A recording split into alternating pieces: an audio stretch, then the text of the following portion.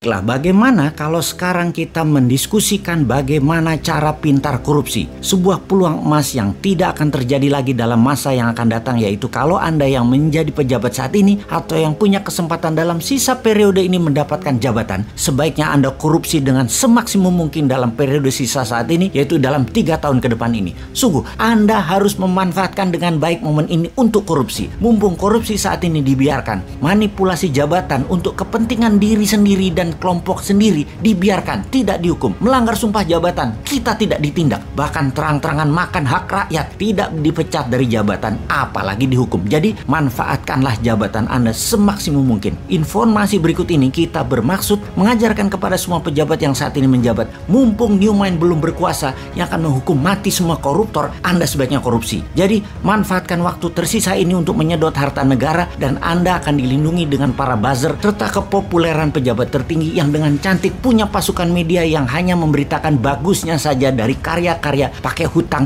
yang hutangnya tidak diungkap, hanya bentuknya yang diekspos, hanya yang sukses seperti jalan tol, bandara, sirkuit atau apapun, semua yang sukses saja yang diekspos. Kita akan mengajarkan bagaimana korupsi itu dilakukan. Oke? Pertama, mainkan anggaran daerah, anggaran pusat, anggaran departemen, dan anggaran BUMN. Pastikan Anda punya teman atau sahabat yang Anda percaya untuk dimenangkan tendernya, diatur pagunya, dibuatkan spek produk sesuai dengan bohir Anda. Teman Anda tadi pastikan punya mitra yang memang pengalaman untuk bisa menyelesaikan proyek tersebut sebagai subkontraktor atau sub-supplier Anda. Teman Anda yang dimenangkan tendernya dan mendapatkan proyek tadi tinggal disubkan, nggak kerja, dapat cuan. Pastikan semua proyek dan anggaran di tangan Anda jatuh ke perusahaan kroninya Anda. Cara kedua adalah ciptakan proyek angin ribut dalam tanda petik. Proyek terlihat keren dan yang membuat masyarakat akan melihat Anda seperti orang sukses. Kemudian buat teman Anda yang dapat proyeknya tersebut. Proyek angin ribut ini kalau di daerah kerjasama dengan DPRD, pastikan semua politikus dapat permen jatah premannya. Kalau di pusat, pastikan sobat politikus Senayan dapat juga, yaitu untuk meloloskan anggaran atau membuat peraturan yang menguntungkan Anda para pejabat. Kemudian buat proyek yang ada asingnya dengan membodohi pemimpin tertinggi, seakan kalau ada uang asing,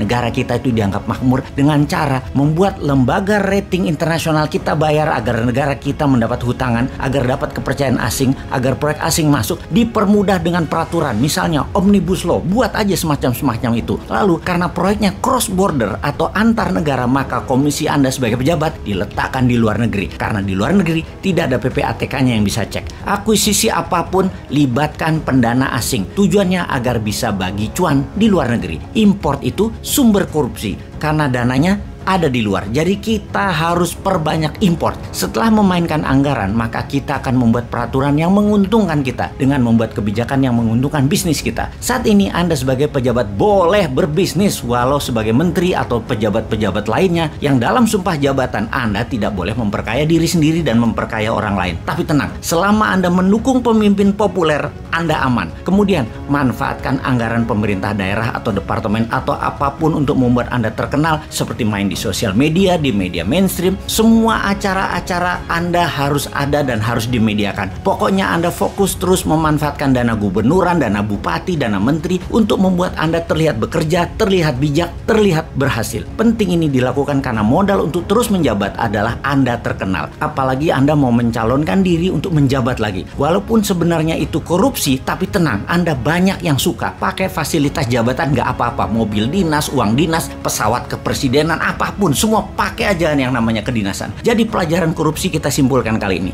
yaitu 1. Bikin proyek angin ribut. 2. Anggaran pastikan jatuh ke rekanan dan teman kita. 3. Ubah peraturan dan kebijakan pemerintah pusat, pemerintah daerah, departemen yang menguntungkan teman-teman kita. 4. Perbanyak proyek antar negara agar komisi berada di luar. 5. Buat proyek multi-year sampai di atas 10 tahun agar yang menanggung bukan Anda lagi ketika Anda tidak menjabat, dan komisinya kan dapat di muka. Misalnya beli pesawat terbang 100 unit selama 10 tahun. Nah, komisinya kan di depan dan anggaran nyicil 10 tahun termasuk penyerahan pesawatnya nanti. Biarkan pejabat kemudian yang pusing dan rakyat yang pusing. Terakhir adalah gunakan fasilitas dan anggaran jabatan untuk membuat Anda terkenal di media. Oke, kita jelaskan nanti yang lebih rumit lagi, namun dapat dipastikan rakyat tidak akan tahu.